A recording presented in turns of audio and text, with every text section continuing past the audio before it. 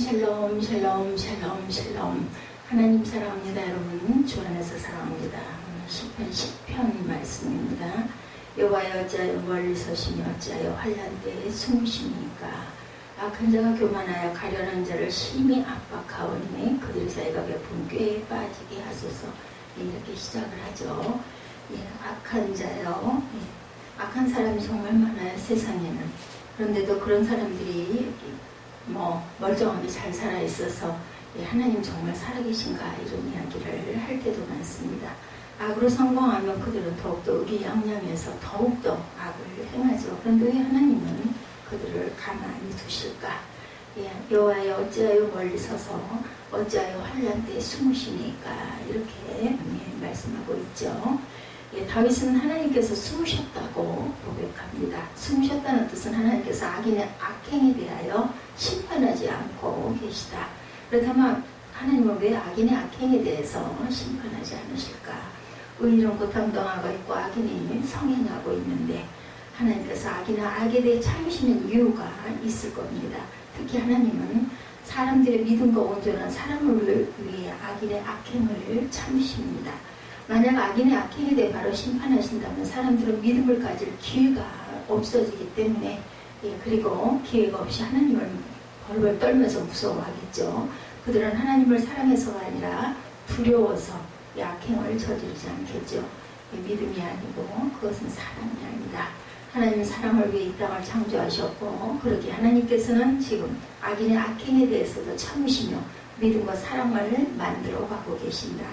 악한 자가 교만하여 가련한 자를 심히 군박한다. 가련한 자를 심히 여기서 압박하오니 그들이 자기가 베푼 꾀에 빠지게 하소서. 악인은 그의 마음의 욕심을 자랑하며 탐욕을 부리는 자는 야훼를 비웃평하여 멸시하도다. 이렇게 말씀하고 있죠. 우리 주변에 얼마나 많은 악이 성행하고 있는지 우리는 주변에서 봅니다. 그들은 그들의 악으로 악한 사람들을 괴롭힙니다.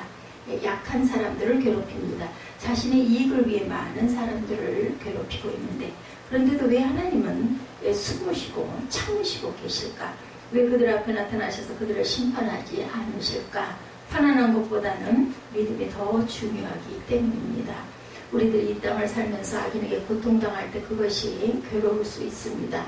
그러나 그 고통이 오히려 우리 믿음을 더 단단하게 하고 완성시키는 것이라면 우리는 그 고통을 참을 수 있어야 한다. 우리에게 필요한 것은 고통이 없는 것이 아니라 믿음이기 때문입니다. 믿음이 더 중요하기 때문에 때로는 십자가를 지고 가야 할 때가 많이 있습니다. 예수님께서 십자가를 지실 때 하나님은 숨으신 하나님으로 비추어졌을 수도 있습니다. 그러나 하나님께서 그렇게 기다리셨기 때문에 인류의 죄가 사해졌습니다.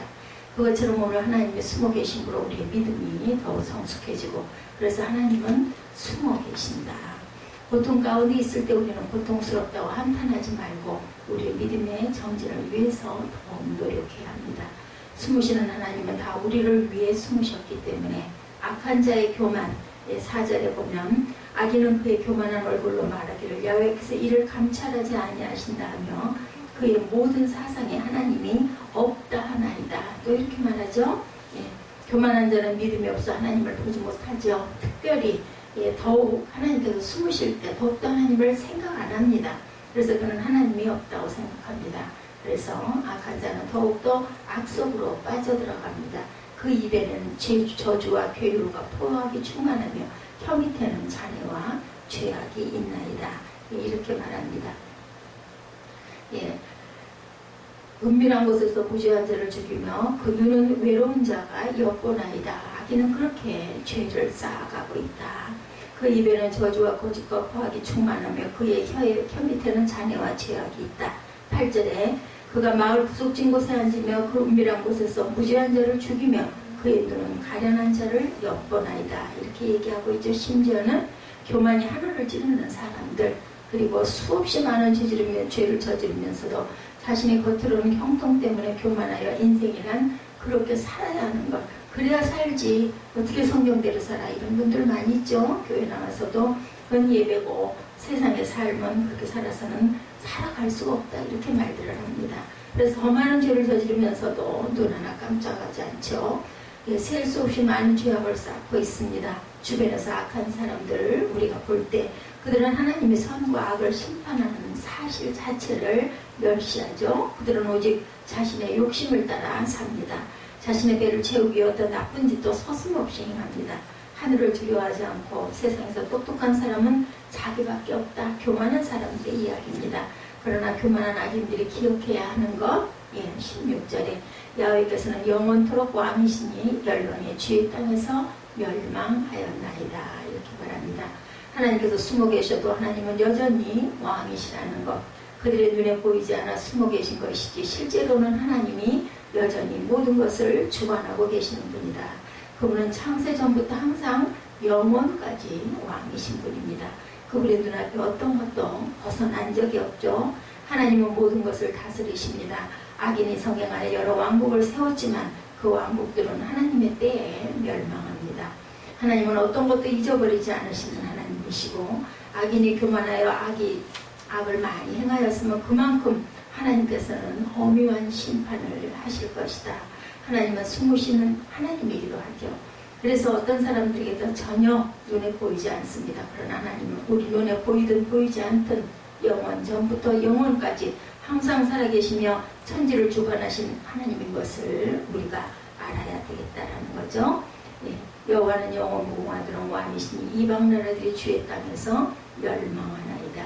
17절에 여호와여 주는 겸손한 자의 소음을 들으셨사오니 그들의 마음을 준비하시며 귀를 기울여 들으시고 고아와 압제당하는 자를 위하여 심판하사 세상에 속한 자가 다시는 위협하지 못하게 하시리이다. 우리 믿음을 위해서 숨어 계시는 하나님, 그리고 우리에게 기회를 주시려고 숨어 계시는 하나님, 우리의 믿음을 더욱더 견고케 하려고 숨어 계시는 하나님, 악인이 성행하는 데에 숨으시는 하나님을 느끼면 그때 우리는 더욱더 우리 안에 믿음을 만들어가는 하나님을 볼 수가 있습니다. 시인은 하나님께 악인의 악행을 고소하면서 공의로 심판하여 주실 것을 간구합니다. 악인의 의인을 박해하며 하나님의 공의를 부정하는 것은 하나님의 영광을 욕되게 하는 것이므로 만물을 다스리는 하나님께서는 심판하심으로 하나님 심판주 되심을 증거해 달라. 이렇게 얘기를 하고 있죠. 악인들의 악한 소행에 대해서 고소하고 있는 부분이 나타납니다. 사자가 자기의 굴에 엎드린 같이 그가 은밀한 곳에 엎드려 가난한 자를 잡으려고 기다리며 자기 그물을 끊어당겨 가려는 자를 잡는다. 시인은 하나님께서 악한 자의 교만함을 고소하면서 저희로 자신들의 베푼 죄에 빠지게 해달라고 호소합니다. 악한 자가 세상의 권력을 잡으면 약한 자들은 압제하고 오직 괴교로 자신의 욕심을 채우려고 한다. 시인은 악인이 이와 같이 행할 때 하나님께서 멀리 서서 환난 때에 숨으시며 탄식하신다라는 것. 이런 악인들의 악행은 자신의 소욕을 자랑하며 탐심으로 인하여 악인들을 배반하고 멸시한다고 증거합니다. 무리의 의인을 친다고 하죠. 시편 31편 18절에 교만하고 완악한 말로 무리의 의인을 치는 것은 거짓 입술이 말 못하는 자 되게 하소서. 거짓말로 의인을 친다고 시편 119편 69절에 교만한 자들의 거짓을 지어 나를 치라 하였사오나 나는 전심으로 주의 법도들을 지키나이다. 시편 기자는 이렇게 고백합니다. 하나님이 없다는 악인, 시인은 악인이 모든 사상에서 하나님이 없다고 증거하죠. 하나님이 없는 자들은 에베소서 2장 12절에 그때 너희는 그리스도 밖에 있었고 이스라엘 나라 밖에 사람이라 약속의 언약들에 대하여는 외인이요 세상에서 소망이 없고 하나님도 없는 자이더니 이렇게 증거되어 있습니다. 이제는 전에 멀리 있던 너희가 그리스도 예수 안에서 그리스도로 피로 가까워졌느니라. 미련한 마음이 어두워집니다. 로마서 1장 21절에 하나님을 알되 하나님을 영화롭게도 아니하며 감사하지도 아니하고 오히려 그 생각이 허망하여지며 미련한 마음이 어두워졌나니 스스로 죄에 있다나 어리석게 되어서 썩어지지 아니하는 하나님의 영광을 썩어질 사람과 새와 짐승과 기어다니는 동물 모양의 우상으로 바꾸었다. 교만한 악인은 어떤가? 그들은 하나님을 인정치 않기 때문에 악한 방법을 사용해서라도 자신의 뜻을 이루어가기만 하면 된다고 생각하고 자신의 힘을 믿고 절대로 실패하지 않을 것이라고 생각을 한다. 하나님의 공의로운 심판에 대해서 이렇게 부정합니다. 아무도 보지 못한다고 합니다. 시편 64편 5절에 그들은 악한 목적으로 서로 격려하며 남몰래 올무놓기를 함께 의논하고 하는 말이 누가 우리를 보리요 한다. 이렇게 말씀합니다. 하나님이 모르고 계신다. 시편 73편 11절에 말하기를 하나님이 어찌하랴 지존자에게 지식이 있으랴 하는 거다. 악인들의 악한 소행에 대해서 부정한 악인의 입술에 대해서 시인은 하나님께 악인의 부정한 입술의 죄악에 대해서 고백하죠. 그 입에는 저주와 괴로가 포악이 충만하며 혀 밑에는 잔해와 죄악이 있다는 거죠. 사람 입으로 나오는 말은 그 사람의 마음에 있는 것의 표현이기도 합니다. 그러므로 악인의 입술을 통하여 나오는 악한 말은 그들의 죄악된 상태를 말하고 있다. 예수께서 악한 자는 그 마음에 쌓은 악에 악한 것을 내며 의인은 선한 것을 낸다고 말씀하시며 사람의 입술의 말이 굉장히 중요하다고 강조하시죠. 항상 악하다. 창세기 6장 5절에 여호와께서 사람의 죄악이 세상에 가득한가 그의 마음을 생각하는 모든 계획이 항상 악할 뿐임을 보시고 땅 위에 사람 지으셨음을 한탄하사 마음에 근심하셨다. 악한 길로 미혹합니다. 잠언 16장 29절에 강포한 사람은 그 이웃을 꾀어 좋지 아니한 길로 인도하니라. 악인이 행하는 포악과 살인은 악인이 행하는 포악에 대해서 하나님께 호소하고 있는데 이는 악인이 의인을 핍박하고 생명을 강탈하는 악행을 저지름으로 묘사한 거죠. 시인은 이러한 악인의 악행으로부터 하나님의 보호하심을 고대하고 호소하고 있습니다.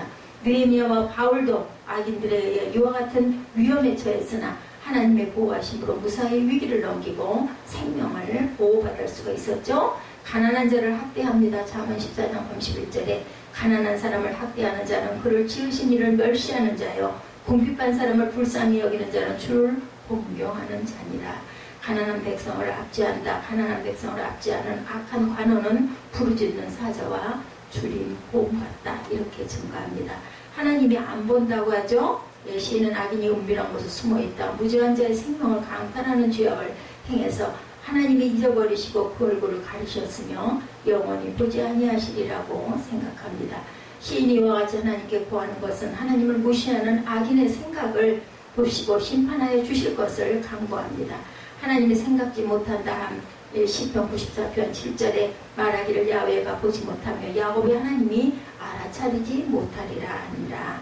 악을 행하기 마음에 담대해집니다. 전도서 8장 8절부터 보면 사람이 여러 해를 살면 항상 즐거워할지다. 그러나 캄캄한 날들이 많으니 그 날들을 생각할지라도 다가올 일은 다 헛되다. 그래서 우리는 여호와의 공의를 구하죠. 일어나옵소서 하고 얘기합니다. 구원을 위해서 일어나시는 하나님은 일어나소서 나의 하나님이여 나를 구원하소서. 주께서 나의 모든 원수의 뺨을 치시며 악인의 이를 꺾으셨나이다. 시편 3편 7절입니다. 구원은 야훼께 있사오니 주의 복을 주의 백성에게 내리소서. 진노로 일어나십니다. 시편 7편 6절에 야훼여 진노로 일어나사 내 대적들의 노를 꺾으시고 나를 위하여 깨소서. 주께서 심판을 명령하셨나이다. 민족들의 모임이 주를 두르게 하시고 그 위에 높은 자리에 돌아오소서. 이렇게 고백합니다. 보화를 도우시는 하나님이라고 그러죠.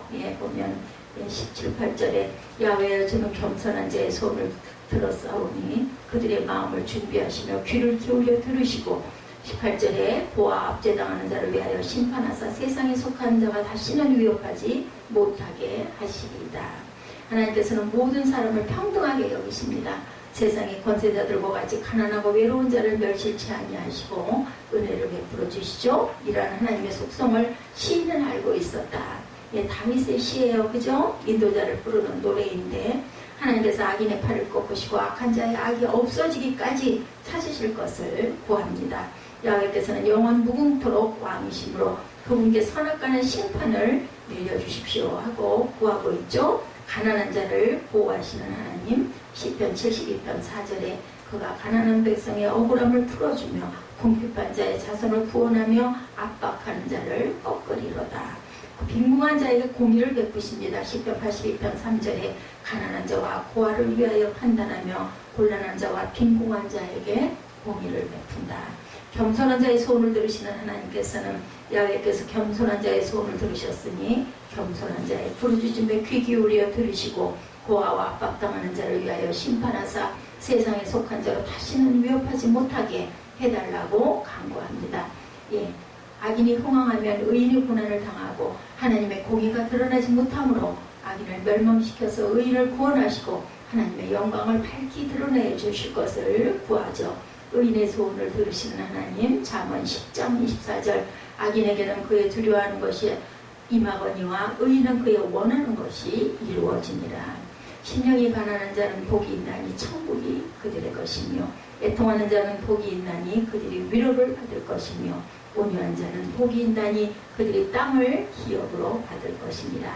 세상을 살아갈 때 악인이 흥황하고 의인이 고난을 당한 일이 많이 있지만 성도는 하나님의 공의를 의심하지 말고 믿음으로 바로 행하고 살아가야 된다. 하나님께서 심판을 행하실 때 모든 악인의 죄악이 드러나고 그들의 행한 대로 보응을 받게 될 것이며 성도는 실망치 말고 오직 공의를 따라 추구하고 하나님이 주시는 구원과 승리를 갖고 가야 되겠다. 세상에는 악한 사람들이 많죠. 그런데도 그런 사람들이 팔이 부러지지 않고 발이 부러지지 않고 오히려 성공할 때 악으로 성공하여 그들은 더욱더 의기양양해서 악을 행합니다. 그런데 하나님께서는 그 가만두시는 이유는 환난 때 숨으시는 이유는 악인이 성행하는 그것은 돌아오라 라는 것을 우리에게 기회를 주신다는 것을 절대 잊지 말아야 된다. 그래서 고통스럽다고 한탄하지 말고 우리의 믿음의 성진을 위해서 노력하고 숨으시는 하나님은 다 우리를 위해서 숨으셨다는 거. 악한 자의 교만을 시간을 가지고 기다리면서 바라보는 왕, 열방의 주의 땅에서 멸망하게 될 그러한 왕입니다. 숨어 계셔도 여전히 왕이시라는 것. 악인이 성행하여 여러 왕국을 세웠지만 그 왕국들은 하나님의 때에 멸망하고 하나님은 어떤 것도 잊어버리지 아니하시고 악인이 교만하여 악을 많이 행하였으니 그만큼 하나님께서는 더욱더 엄하게 심판하실 것이라는 것을 잊지 말아야 되겠다.